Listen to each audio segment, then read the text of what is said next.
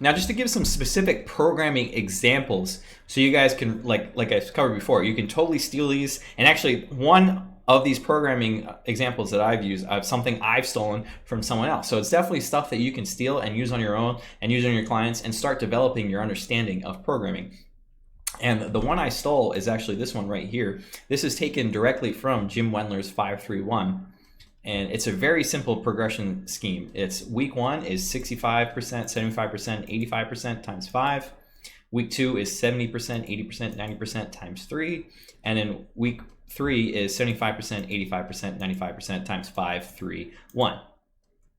And when he first came out with this, he would say the 4th week is a deload week.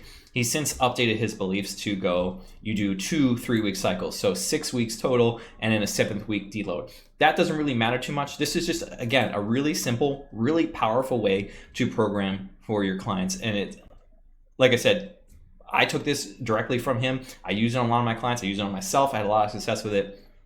So it's something you can definitely implement right away. Now, I will say, as much as I love 5-3-1 is Jim Wendler's belief, he's heavily influenced a lot of my training beliefs, my training philosophies. I simply don't think there's quite enough volume with 5-3-1 because he relies a little bit more heavily on the AMRAP sets and being a little too light, and he tends to make it up on other things, just doing more work on the back end, whereas I much prefer to just do a little bit more volume on the main lifts and build my strength a little bit more up there. But again, this is, a nobody kind of critiquing Jim Wendler's beliefs, so take that as you will.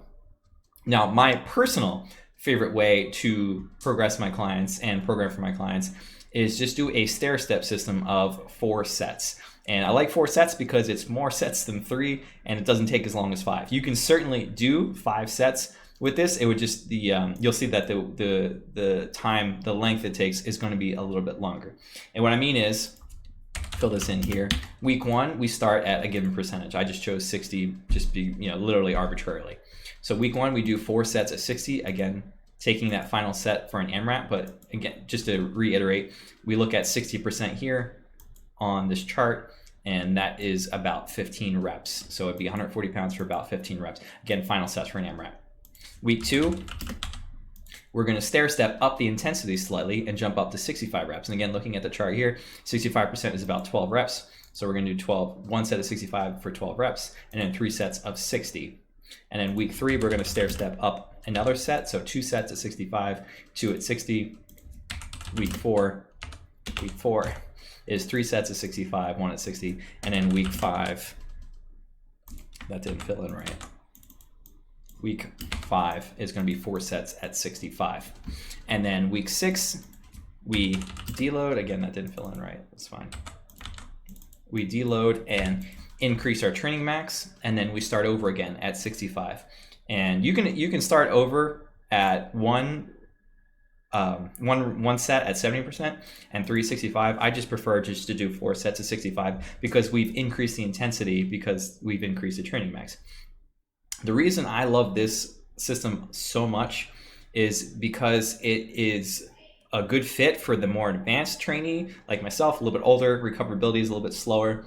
So we don't have to increase the training max for 6 weeks. It's also really great for the newer lifter, someone who's just getting into barbells, because these AMRAP sets, as I've covered before, if someone is crushing the AMRAPs, just up their training max. So you could potentially have a new client increasing their training max every single week, or you have an older client who's increasing their training max every 6 weeks. So it's very flexible, very powerful system that I love. Like I said, I use it for myself. I use it for all my clients. It's a very powerful, very simple system to implement. It's pretty brain dead simple. You just fill in percentages, sets, and reps from here. Now, as I said, I just use 4 reps because I think 4 reps is a good amount of volume on the main lifts, and it's not so high that you're really detracting from the rest of the workout. And it's better than 3 reps because you get a little bit more practice with it. Your strength progress is a little bit better compared to something like I said, 5-3-1. That was kind of like my biggest complaint with 5-3-1. It's just 3 sets of progress, a little bit slow. It's a little under targeted, I think, for most people. Now, as I said too, you can do 5 sets of 5. That's totally fine.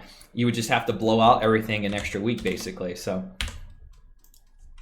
so you have 5 steps here. So instead of just stepping up 4 times, you'd have to do 1 more week of increasing the stair stepping up the percentages, if that makes sense. So let's just fill this in real quick. 60, 60. Let's copy and paste. Let's be smart. 60, 60, and then the final week of 65. So it'd be a 6th week with a 7th week deload. So again, not really a big deal if you want an extra set in there. Again, I just think that cost versus benefit analysis doesn't really make the most sense, because we're not power lifters and we're trying to increase different aspects of our training. Another really simple example that I like a lot, that I've used before, that I still use from time to time, is start at a given percentage at a given rep range. Again, just drawing directly from here, 60% is 15 reps. And then you can just increase the intensity a slight amount. And again, because we're using a training max here, if we increase a little bit higher than we should, it's not really a big deal, because we have the AMRAP test to make sure that we're within that limit of where we want to be, and we're just going to keep increasing from here, small incremental jumps. And then after that 4th week, you deload, and then we start over at the next given percentage. So this case would be 65% for 12 reps. And then you jump up incrementally from there. And then you could start over again at the next one, which would be 70% for 10 reps, and so on and so forth.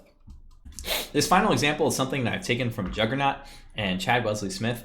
And the whole idea here is you're taking advantage of what's known as supercompensation. And if you're unfamiliar with the term, supercompensation is basically when you train, you get a little worse, and then you recover, and then you get better. And so you're getting, your baseline might be here, and then you're coming up above that baseline. So you're setting a new baseline. So the whole point here is you're going to accumulate a lot of volume, but you're doing it at a slightly too light weight. If you notice, we're starting at 60%, which we should be doing sets of 15, but we're going to only do sets of 12 because we're doing so much volume here. We're doing 5 sets of 12. And then we're going to incrementally jump the intensity a little bit and drop the volume down.